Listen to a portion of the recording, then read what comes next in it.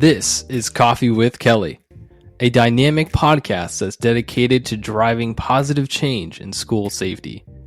I'm your host, Ethan Woodman, Product Marketing Specialist for Crisis Go, and I'm joined by my esteemed colleague, Kelly Moore, Senior School Safety Specialist for Crisis Go. Our mission is to empower you with essential knowledge, tools, and inspiration required to foster a safer and more secure school environment. We hope this podcast will be the catalyst for transformation in your schools. Join us as we continue to dive into the world of school safety. All right. Good morning, Kelly. Morning, Ethan. How are you doing today? I'm doing all right. Not too bad. You drinking out of your coffee with Kelly mug? Yes, my left-handed one. Yeah. Do you have a right-handed version of Nope. that? That's right. They didn't come in right-handed versions. We didn't make any. No, the only right-handed ones we have are version 2. Version 2. All right. So I will just jump right into our news for today. Okay. So this was yesterday, April 15th of 2025. So there was a shooting incident at a school in Texas I was actually watching some of the live feed yesterday. The news guy was actually interviewing one of the students, and she had mentioned something like she thought she heard maybe like 7 or so shots being fired in the hallway. So good amount. Mm-hmm.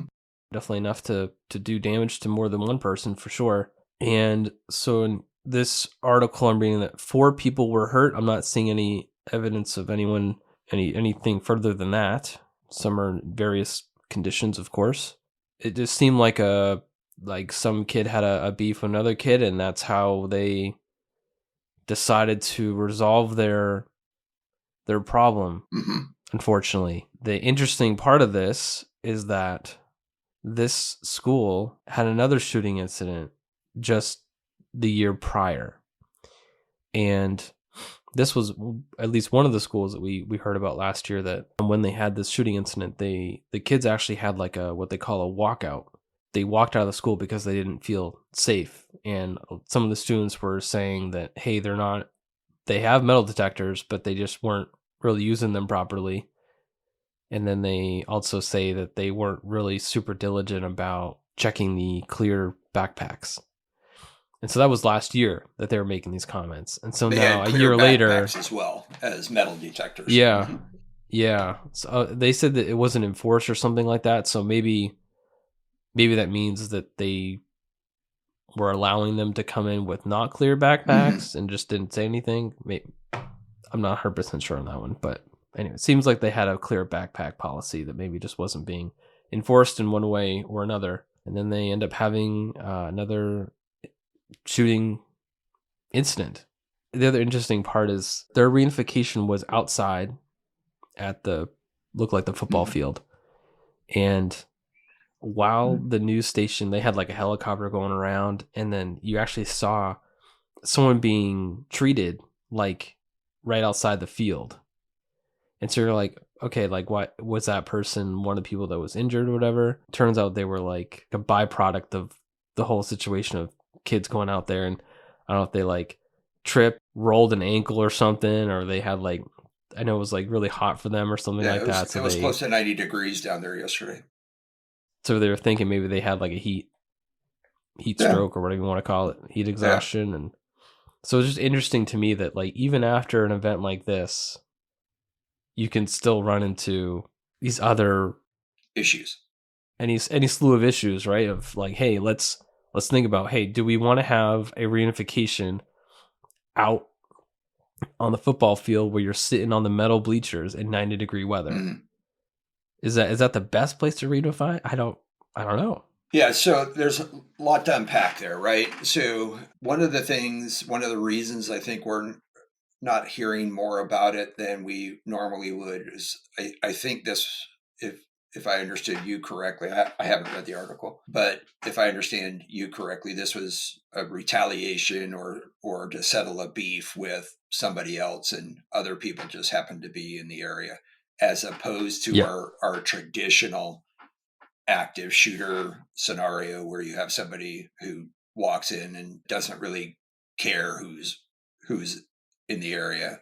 They're not searching for anyone in particular. Maybe they might, but it's really not something that is top of mind, is to go after a specific person. This is more the behavior that we see in like a gang fight or a jilted lover or just some sort of disrespect type beef. Somebody called somebody a name or what have you, right?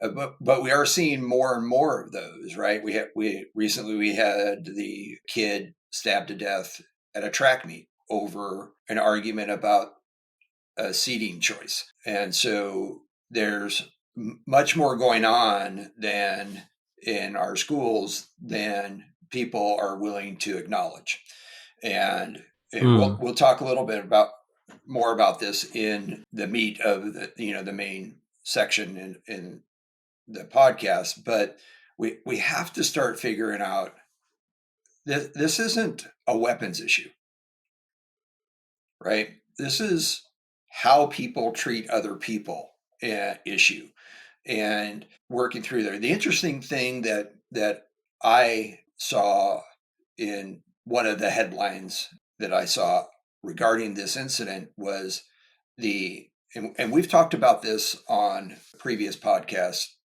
I think in season 1, where this person essentially planted the weapon after hours. They got it into the facility after regular intake, is what they called it, intake periods. So maybe they're diligent from 7 to 8:30 or whatever about doing all of the Mm. stuff, but then after that, people walk through and there's nobody at the metal detector. There's maybe they planted it in some bushes somewhere. I don't know the whole circumstances there, but it wasn't brought in during the normal period of time that they search. So, that brings up the question is, if you're going to spend lots of money for securing your campus, it's not a 1 hour deal. No. Security for campuses is as long as it takes to make sure that it's secure. And as soon as somebody leaves the secured entrance, and there's nobody monitoring the metal detector, nobody's really diligently searching the clear bags, and to a point where it sounds like people are bringing in regular backpacks and doing things against the policy, right? And so, we talk about my 3 pillars of school safety, and that's policies, people, and systems or processes, right? And it does very little good if you have a policy that you are not enforcing. It does very little good if you have people who don't understand what it is that they're supposed to be looking for and how they secure that entrance all day long. And Mm. it does very little good if your systems aren't utilized properly. You don't understand the systems. I remember we talked about this as well in regards to metal detectors. Metal detectors are, although a lot of people believe they are synonymous with weapons detectors, they are not. They are metal. They detect metal. So there's a lot of issues Yeah. there, right? There's a lot of things that come into the school every day by almost every student that contain metal, right? Pens, mechanical pencils, rulers, locks for their locker. There are things that come through. So just having a metal detector is not sufficient. You have to have a search of bags and so forth. You see it at almost every place where there's actual security with a metal detector. You have to have there's a little basket that you put your bag in and your car keys and what have you, and they search it to make sure it's not dangerous, and then you walk through, and they still go off because of belt buckles, they go off because of the metal on your shoes, so forth. Then they have to be wanded and so forth. That's the way you utilize those. It's to point to somebody to search. If you're not going to do it correctly, you may as well not do it. And in fact, that's what happened at one school we talked about probably about 18 months ago. They bought metal detectors and they kept going off too much and it was too cumbersome. So they unplugged them and they weren't being utilized anymore because they decided it was too much of a hassle. That's crazy. Okay. But if that's the case, and I totally get it, but if that's the case, what's your alternative to that? You can't just unplug it and say, okay, that didn't work out well. Because it didn't do all the stuff. It didn't do everything for me. I'm gonna unplug it. It didn't differentiate between the good guys and the bad guys. Everyone got stopped. Okay. Change your procedure or policy or change the way you're doing it. But you got to make it work. And if people are bringing them after hours, planting them and stuff, you're going to have to figure that out as well.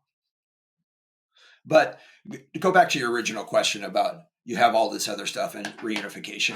Reunification is something that most of us, we've talked about this as well. They don't plan it out appropriately. They don't think about it. They don't exercise it. They don't walk through it. They don't drill it. And they don't have the predetermined sites, predetermined positioning of all of the things that you need during a reunification. And they don't account for, in my business, emergency management. We call those incident within an incident. Those unforeseen things. You're dealing with this catastrophe somewhere else. And as emergency managers also have to manage the incidences that occur within the incident, not just the overview. We can't just say, oh, that's not what I'm dealing with because it's related to my incident. And I'll give you a couple examples. A major wildfire in the North County where I was at, a fire truck was responding to a major fire. And the area they were coming from was clear weather. The way they had to get there was through some very thick fog. And they were unfamiliar with the area and at a high rate of speed came up to a roundabout.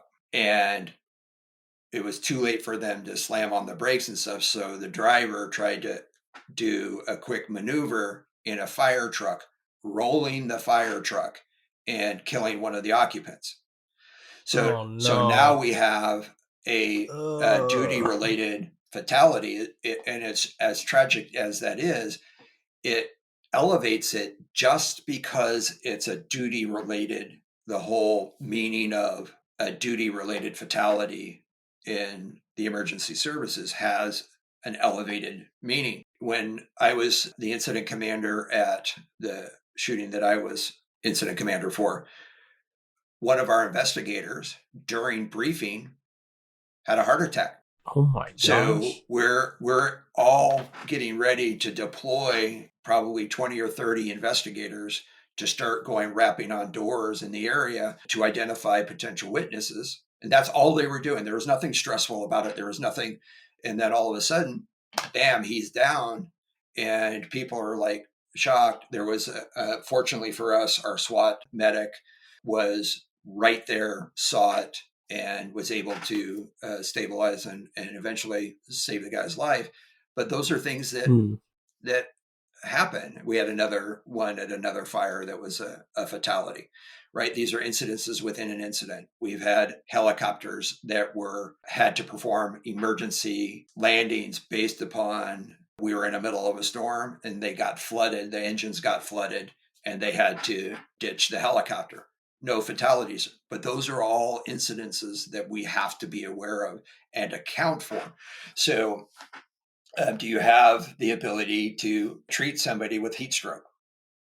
If you're going out and putting the 2,000 kids on a football field in the middle of a Texas heat wave, which is, I mean, that's probably cool for them. I was gonna, Because I was gonna it was say, like 90 degrees down there yesterday. I have some friends that live yeah, down there.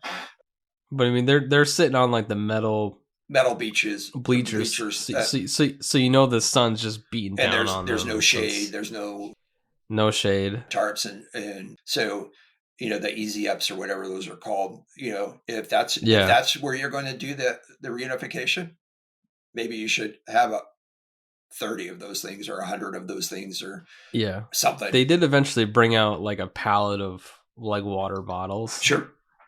I think that might have been after the Yeah. heat But that should exhaustion all be in your episode. plan. But If we're gonna activate a reunification yeah. and your reunification site, I always argue that it's not the best there.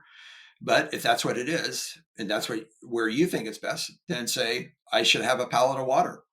So when you activate your reunification team, they're already saying, okay, this checklist requires us to have a pallet of water bottles, maybe some ice packs, Mm, maybe an ice bath in case somebody goes down, right? It's already set up and ready to go so that we can cool them down quickly, that we know how to do that properly, right? So those are some of the things that we have. And the other part is, since we don't know who they were working on, if that was one of the victims that had been shot and injured, marching kids by that is not the best place, even if that's the best place to reunify. yeah, that brings up an interesting point that I just now remembered from that news thing. Mm. When they were interviewing that student, they said that they walked him by essentially the crime scene, and the girl was like, "Yeah, I saw a whole bunch of blood all over the floor." And I kind of thought, I'm like, that's kind of strange. So, like, why would you?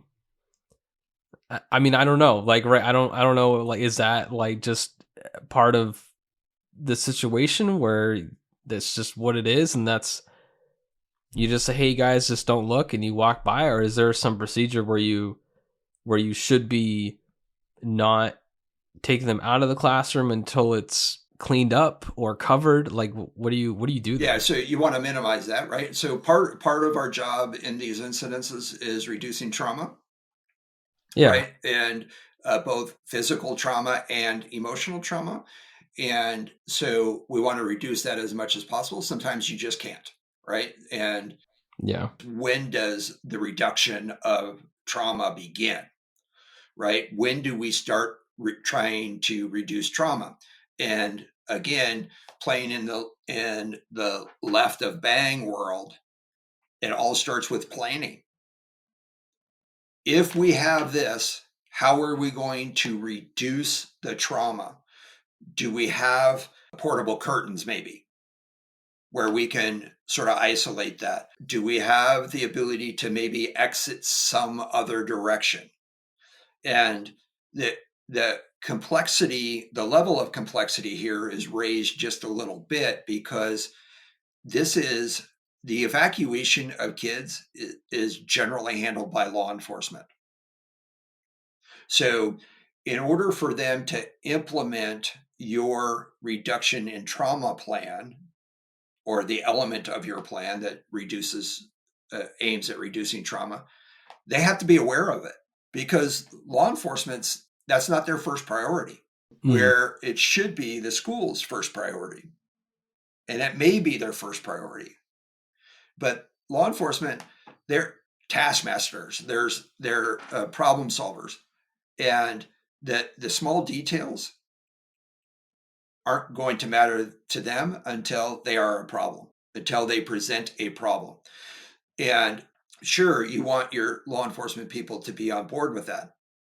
But if you haven't told them and they aren't aware of, or you're not involved with the incident command's decision and saying, look, we have victims here, here, here, and here, wherever that may be, and your evacuation route goes directly by there. Law enforcement's going to say, if they're fatalities, they're going to say, you can't move those bodies. If they're injured and being worked on, you don't want to move them by there either, because you want the medical staff to be able to, the Right. paramedics and EMTs and stuff, you want them to be able to have room to work without being interrupted or interfered with in any way. So maybe it might be better to take a left out of that classroom than a right. Right. So, and that's the reason we, with Ethan's approval, advocate unified command in every significant school event. Anytime that you have a first responder on scene, you need to have a school official there who can make decisions with them. Even though both agencies, the schools and the first responders, are local agencies, they don't necessarily, the first responders don't have local knowledge in that very site. They might not have all of the, oh, is this better? Okay, let's do it that way. Now we can start directing people, and this is the beauty of having interactive digital maps available to Yeah. you, is because you can pinpoint where your victims are. You can pinpoint where casualty collection sites are. You can establish where they are and what is the best way to attend to them and get them out quickly, as quickly as possible, and en route to medical attention, at the same time reducing the trauma for everybody else. Yes. Definitely interactive maps is very useful in that situation, and being able to communicate with every stakeholder, especially your teachers. And we can address, the panic buttons and stuff that locate the panic, and that's important. Don't get me wrong, that's important. But it's not the only important thing you need to know during an emergency. There are many other things that Yes. you need to know, and you need to be able to share that information and pin it on a map. Here is an area of concern.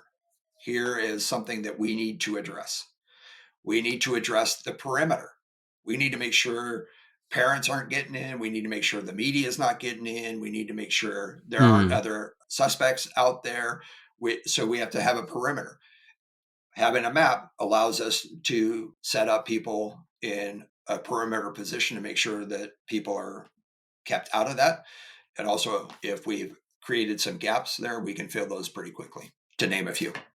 All right. So get into the main part here, and you wanted to call this where it all started. Where it all starts. Mm-hmm. I guess that's my question to start this off for you is where did this all start? Or where does it all start? At the beginning. And where's the beginning? Wherever it begins. Wherever it starts. I think previously you've said it's at birth. So, yeah. If we're talking about an individual, it's at birth. Individually speaking. Essentially. Yep. If you're talking about, and we're talking about acts of violence and what drives somebody to an act of violence, right? And we've talked ad nauseum about the pathway to violence. And, we're doing our webinar series, and we have one coming up next week. I don't know if this podcast will be out by then, and it's really taking the timeline of an incident and looking at various points on that timeline and saying, okay, what can we do here? And I look at it, and again, this is give credit where credit's due, Left a Bang, from the book by Patrick Van Horn and Jason Riley. It's a timeline, and there is no start to it, there is no end to it, because we have an incident, we have bang. Other than that, it's essentially individualized to that incident. I can't predict when a school is going to have an incident. That timeline is dependent upon what you're doing and what they are doing. A timeline for an incident for a school is different than that same timeline for the would-be shooter.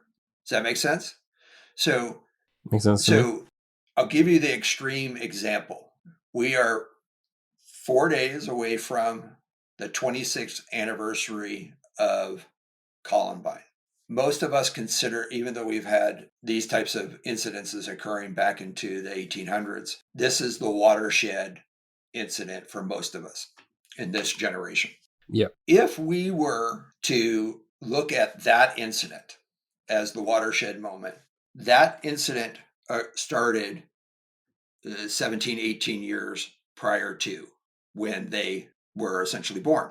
For every other school, that timeline started that day and continues, even though the students that would do us harm weren't born in 1999.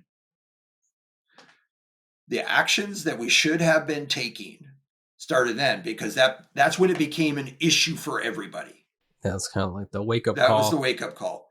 And if we actually had woken up, if we had actually woken up from that wake up call and we started doing everything that we needed to do, left a bang, we'd be so much further along than we are today. But we didn't. Now that timeline changes. The timeline, it was still there, because it's just as important to measure those things that we are doing in addition to what we are not doing and the impacts that those have on us. Do you think that there's some of just, in terms of knowing what you're not doing, do you think it's just like they just simply just don't know? They don't know what's out there. They don't know the things that are available to them. I'm trying to give them benefit of the doubt. So I mean, I think the argument is, okay, but Columbine happened like 20 something years ago, and then there's a slew of events that have happened after. I mean, you'd have to basically be living underneath a rock to like not understand. That would be my answer, but I'm trying to play devil's advocate and say, like, why are we still dealing with this? And like, so I'm trying to stay on topic here and with the whole where did it all start? Yeah. And I think when we're looking at any of the active shooters that have survived, mm-hmm. their comment always is, well, I was bullied. Yep. Are we just not seeing the kids being bullied? Is that it? Do we just simply just not know? So, are we not providing them a way to report those tips? Are they like, what is it? There's many factors. When you ask, do we just not know? Is it just not know? The quick answers to that is yes, that's correct. They just don't know. The follow-up question is, 26 years past Columbine, why don't they know? Why is this not being taught in every teacher school, every university, every whatever? Why is this not being taught as part of your basic teacher certification? It's almost, to me, that this is active denial.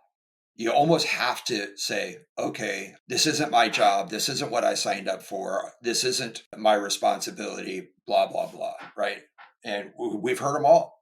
And so this is active, from my perspective, active, I don't know the right term for it, active ignorance. How about that? Active ignorance. I just made up a term. Sure. Okay. I think you hit on a really good point, though. It's like, I would love to sit in a class that's at a college level about, whatever courses they're taking to become a teacher. I would love to like look at that syllabus, basically, or whatever you want to call it, the course schedule, and see if there's anything about safety in there. Yeah, there's not. And then compare it to like, okay, then what if I want to be the security or safety person, whatever that title is at your school. Do they have courses specifically for that? And in fact, there's not even an accepted area or department that belongs in. We've seen them transportation people, we've seen IT people, we've seen business people, we've seen communications directors, we've seen them in student affairs. So there's not even a consensus on where it belongs in the school structure. You have a director of everything else, a director, athletic director. You have a director of IT, you have a director of business, you have a director of human resources. And this is an opinion 100% by Kelly. One of the flaws in our education system's structure is the belief that an educator, a certified educator, has to hold those executive or administrative positions, not experts in that field. They might have a certificate in it, but they didn't get into education to become the director of finance. They didn't get into the business of education to become the HR director or the IT director. Should they have their fingers into that department to make sure that what they are doing is in alignment with? Yes, of course. But they have educators who are doing all of this stuff, except for they just can't figure out where to put the safety directors. And when you go back to the teacher certification, I'm not aware of a single program. There might be one out there, a single program for people who want to become school safety directors in a college. I will tell you that Zero Now, the organization that I'm pretty active in, is doing just that. Why?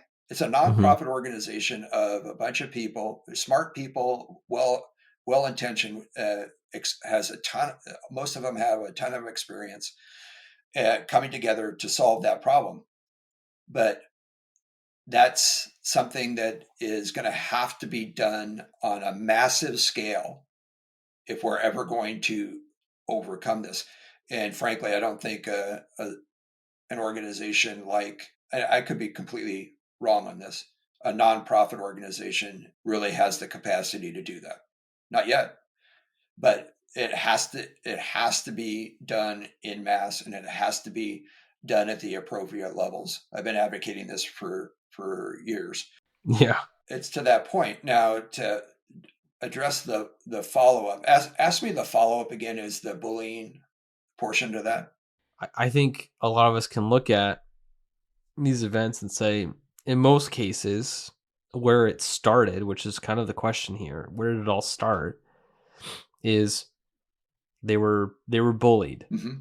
They considered themselves victimized by something that could be, has nothing to do with the school or something, right? But we all recognize that it's some form of victimization. So like, are we just not seeing it? Are we just missing it? Right? Because like a lot of these things, like we get to the end of it and we're doing, the after action review, or you want to call it, and afternoon quarterback, as you call it. And then, it's like, oh, we never thought this person would do it. They seem like a totally normal kid, blah, blah, blah. And then at some point you hear some other things of student accounts of like, he was always sitting by himself, and he was always wearing black or sweatshirts and, something like that. Yeah. Right. And so it's like, are we just missing it? Like, I think there's a mindset in there. And this is specifically why I added victimization at the beginning step. But that's why I go and say, look, at the timeline starts at birth for that child, because the school, without any ability to influence their pre-K kids and their kindergartners and every student that they get after that, they don't have any ability to influence the experiences of the child before they get there. Right? So you have children that are born with disabilities, you have emotional issues with coping issues, neglect and abuse at the home, all of these bad things that can happen to kids before they ever reach school. A lot of those are identified, and a lot of them are not. A lot of them are observed but not interpreted correctly. There's a lot of things that we expect. And I understand how difficult that is. But if we want to bring it back to something sort of a manageable discussion level, we have to look at the training that we have and ask first of all, is the training that we have to spot this stuff sufficient and effective? And when you say spot this stuff, you're not just talking about the school counselor spotting it. You're talking about Every school. any staff member Yep. should have that ability to some extent to be able to look at a kid and go, there's something wrong here. There's something happening that we need to address. Yep. And some of it is very subtle, right? Mm-hmm. And some of it is a change, very subtle change. But that's where we have to start looking at really getting to know our students and what the baseline is for that student. And then we can start observing subtle changes. Something's going on. We need to address that. Why is, we talked about the bullying that goes on with cheerleaders and this happens normally with kids. I like you today. You're my best friend today, but tomorrow I'm not even talking to you. And then they're best friends again. So I understand that dynamic there, but we still have to look and say, hey, I notice you're not here with this group. Everything okay? Yeah, I don't like him anymore. What happened? Right? And then talk to the other kids and what happened? Why is this not working out? And intervene there at the lowest level. There's an issue of volume here as well, right? It's a lot of work. You got 30 kids.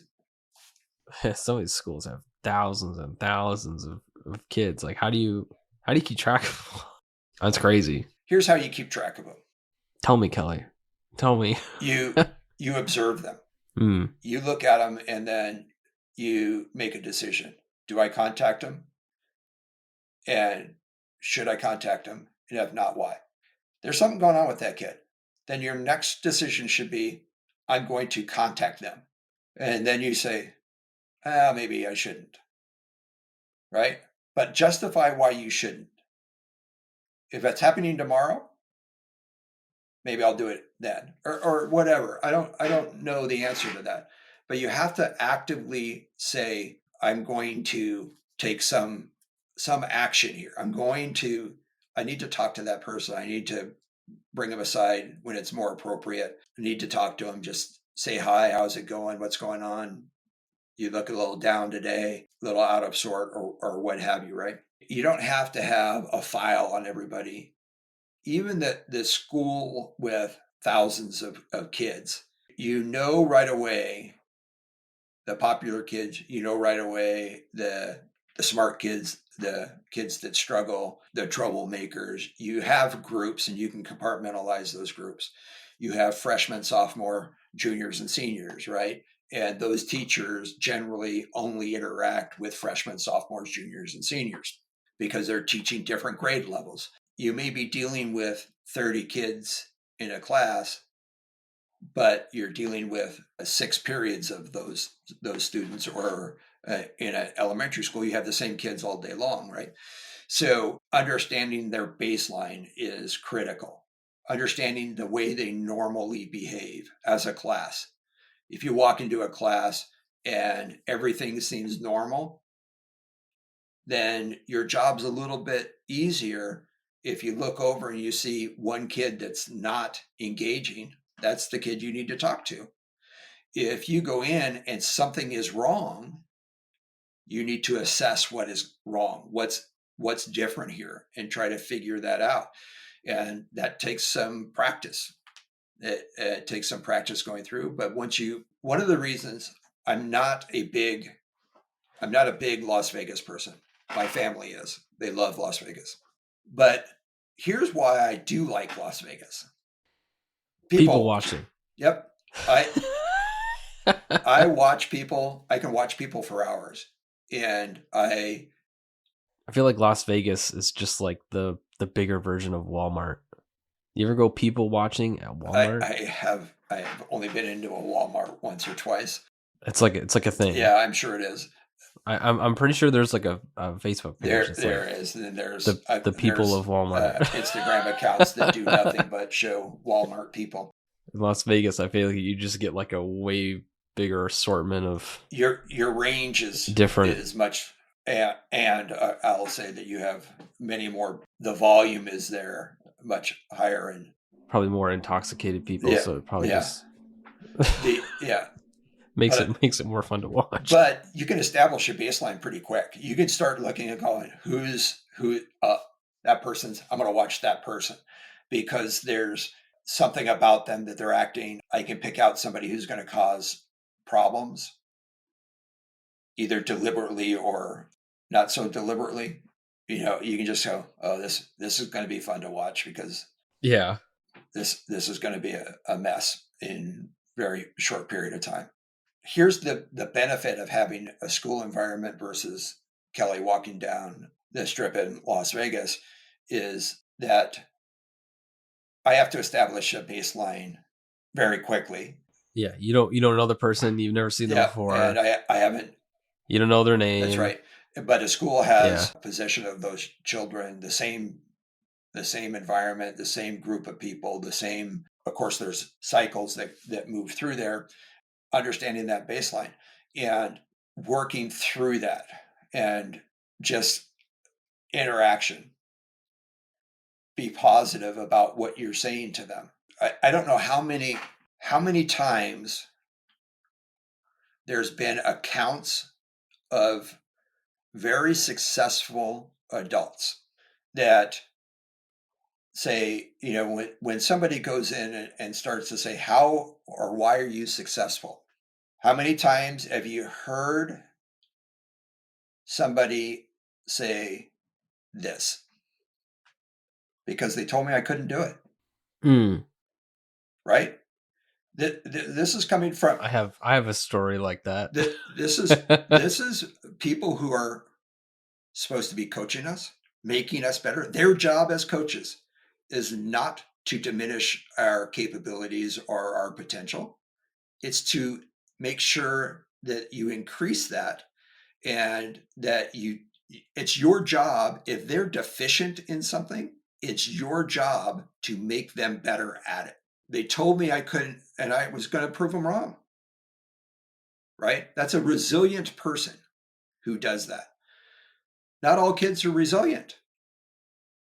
And if we are, as teachers, as our trusted adults on campus, the people who are responsible for the care and custody of our child for 8 hours a day, if we are discounting somebody's potential because of the status of where they are right now, we're doing it wrong.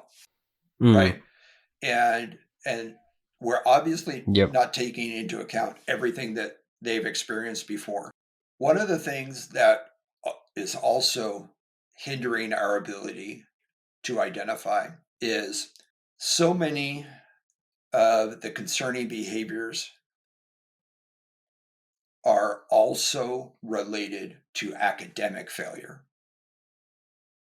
Right? And we've talked pretty much quite a bit about this. Your pathway to violence is very similar to your pathway to academic risk. Yes. Yeah, academic failure. Academic failure is bang in the academic world. When somebody drops out of school, that's bang. This will lead into a whole different podcast, but do you feel like those are dependent or independent of each other? Like, could someone not be on the pathway to academic failure, but be well on their way to the pathway to violence? Oh, absolutely. They're independent of each other. Herein lies the problem. Is the vast majority of the students who are on the pathway to academic failure never have any intention of violence. So they stay on that. There have been many active shooters who have been academically sound, and these are the ones that shock you. They've been active in sports, they've been doing everything. They're academically sound, like I said, and then all of a sudden something happens. They go off the deep end. We've had both of those. So the problem with the misidentification of the issue is assuming that it's one or the other and not both, Mm. or Mm. or Okay. understanding there is a high-speed train from one to the other. Generally speaking, that high-speed train is connecting academic success or academic failure to violence, not the other way around. The bridge question that we have to ask, and this goes along with suicide risk, is Mm. are they also susceptible to violence? If these concerning behaviors in the student who's on that pathway to academic failure, we have to examine those same behaviors that are on the pathway to violence and see if they've crossed over, Hmm. right? See if there's any common ground there, because your interventions are different. A tutor that may be provided for academic failure to try to get success out of there isn't going to help you if you're dealing with violence issues. Right. Yeah, like your tutor and your counselor. It's kind of Your mental health counselor, because you've been identified as somebody who has violence issues, isn't necessarily going to help you with your SAT scores. There's so many issues there, but the real purpose is to identify that stuff correctly early and make sure that we're addressing both academic issues and mental health issues. We said this at the beginning of our podcast series, and we haven't repeated it enough, I don't think. Bullying is a cycle. Generally speaking, it's a learned behavior.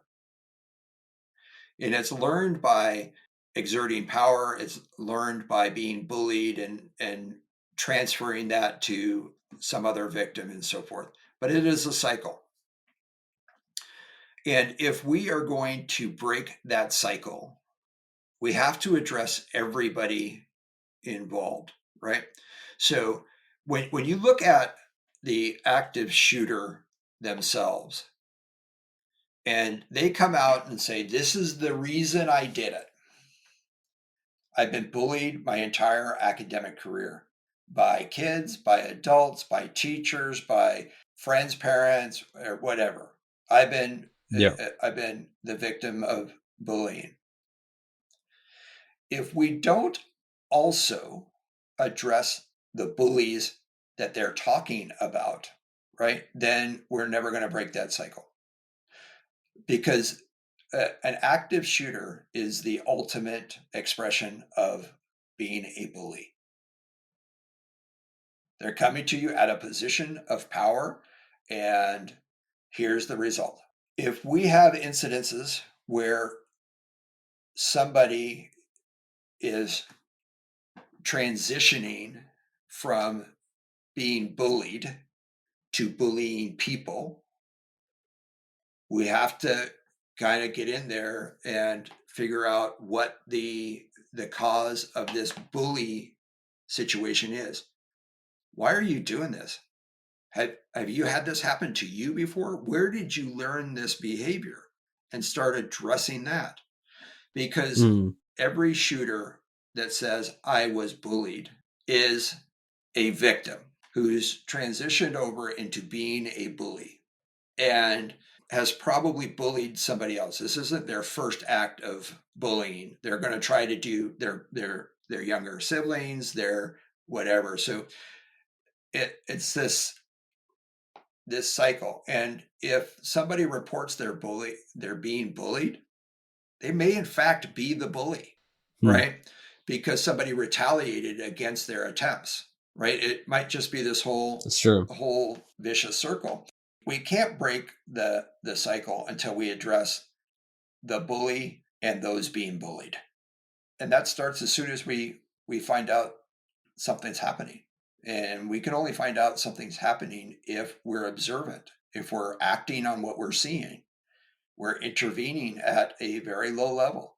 How's it going today? You look like you're out of sorts a little bit. What's going on? Something happened at home? Something happened on the way to school? What can I help you with? What can I do to put a smile on your face? Right? And how can we get through this? That starts and ends with your bus drivers. Bus drivers, however you got to school. I guess kids can drive to school too, but if you're taking the bus, that means your bus drivers are also going to be one of the first people to notice out of the norm behaviors. And just as importantly, on the way to school, they're going to notice something's happening, but on the way home, they'll notice the difference. If you come in as a happy little child, excited to go to school, and then all of a sudden you're isolated in the back corner, you're mopey, sitting in the back, arms crossed. Yep, and you're just staring out the window, not engaging with anybody. That's worth how's it going? What happened in school today? Nothing. Something happened because you were bubbly this morning and now you're flat. The point being is there's lots of ways to get to school, but it's everyone's job, not just the teachers. They're the ones who are most likely going to observe because they have the most opportunity to observe. They're with the children the longest. They're in a supervisorial position of the children the most, and so forth. But it's incumbent upon everyone, cafeteria workers, janitors, librarians, tutors, counselors, everybody, to start looking and saying, even if you don't intervene, I think you're obligated. Let's say you're a cafeteria worker and you notice somebody's down, not doing well. You're obligated to make sure somebody knows that little Susie is off today. Might want to check on her. I don't want to keep adding to this, but you're going to. It's pertinent. So I'm going to. So, I've worked at obviously other companies, right? And it was a little bit more corporate. And so you'd have all these videos you watch of like, oh, identify it. Did this person say the wrong thing to this person? Did they go too far? Did they ask a question that they shouldn't have, or some, things like that, right? You got those things that you have to do, and usually they're in some weird, like, corny cartoon thing.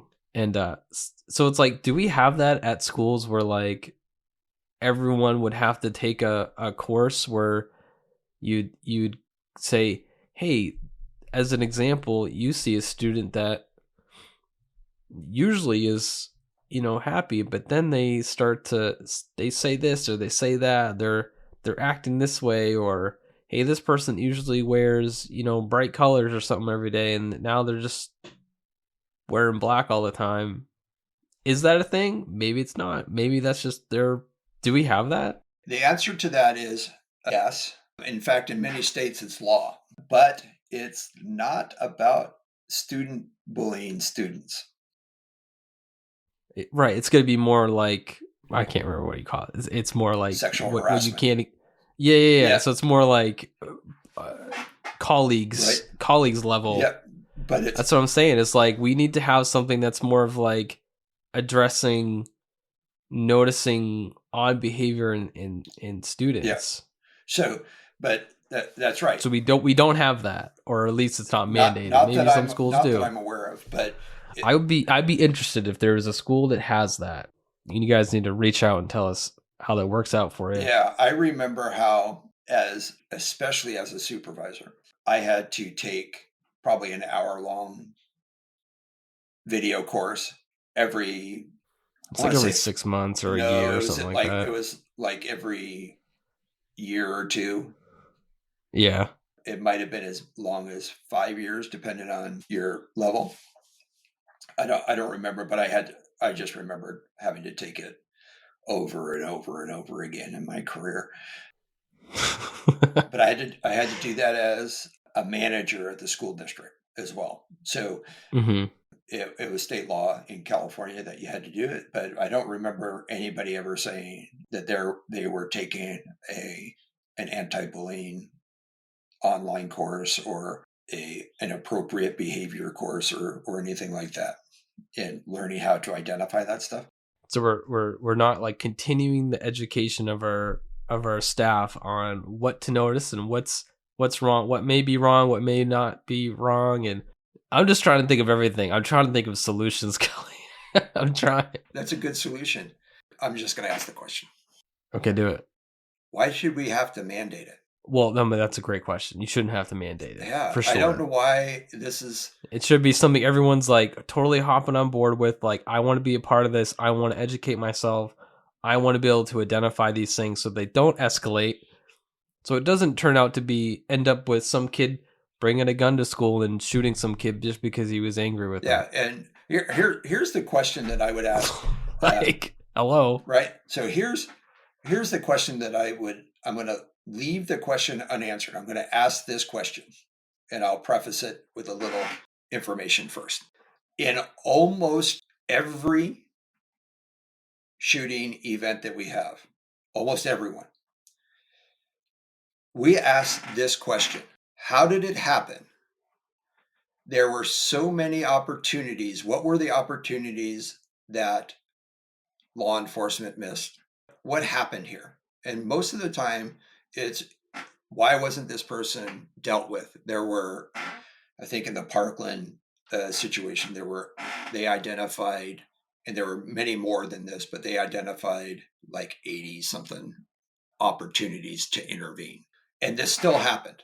So the question that I would leave everyone is, if you could fast forward and you're working at a school where a shooting occurred, I think everyone has to ask this question: what opportunities did I miss that could have helped prevent this? And are you asking yourself that question? Only you can answer that. I can't answer it for you. But what opportunities did you miss to intervene with that child? When you had an opportunity and you did talk to the kid, was it an appropriate conversation?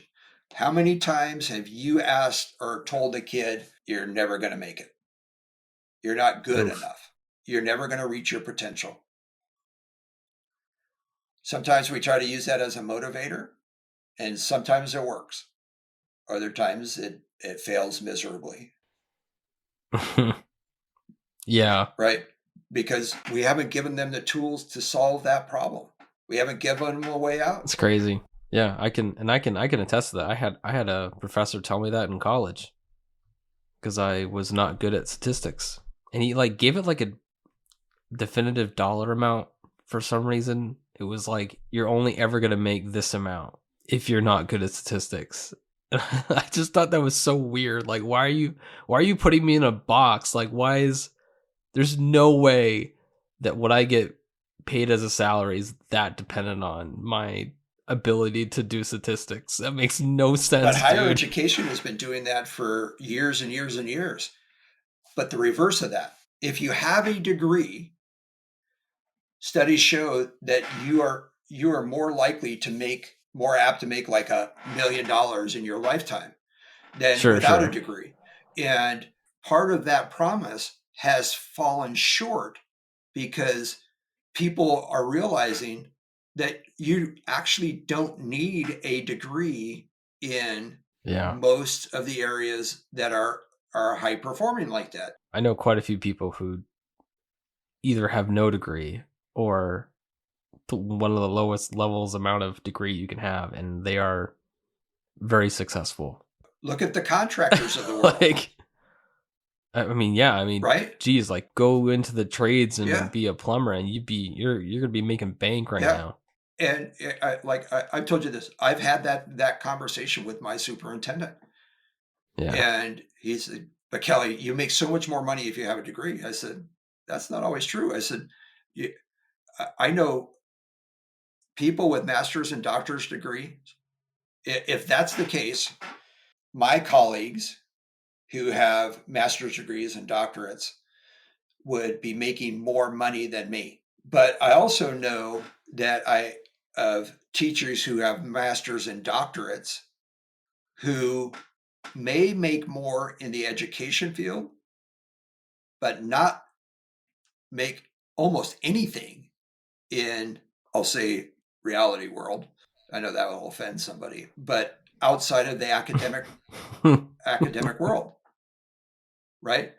And I know people, and sometimes this is contributes to the issue, but there are people who live their entire life in the academic world.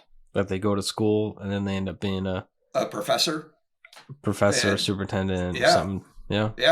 their entire life in an academic world with little or no real life experience. And they're saying, and I will tell you that, how many times have you heard this? I go to school for the college experience. In fact, sometimes the schools are too tough for me to actually enjoy the academic or the college experience. And they're not talking academics. They're talking about partying and so forth. And that just is not a realistic pathway for success. If that's your mentality, that's why you're going to college. I'll tell you, my son, he's a smart kid. He has some of the same issues that I have, dyslexia, ADD, those types of things. Not as much, but he had a lot more ADD than I did. Super smart kid, but he went to college to play water polo. He had no interest in going to college. His whole idea was, as long as I make okay grades, average and above, then I can play water polo. Yep. And that's okay with the school. Right. But he's going to bring that, as of right now, he's going to bring that earning potential average down. Right. If you end up going into a position that isn't commensurate with the degree.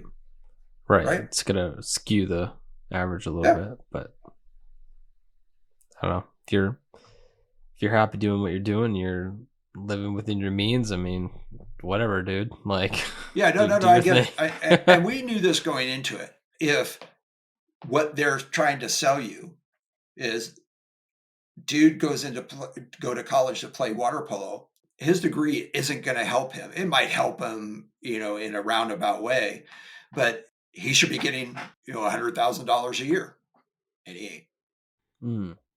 Or whatever that works out to be. No. If you enjoyed today's episode, please like, subscribe, and hit that notification bell. And if you have any questions about what we discussed, leave a comment on our website at crisisgo.com.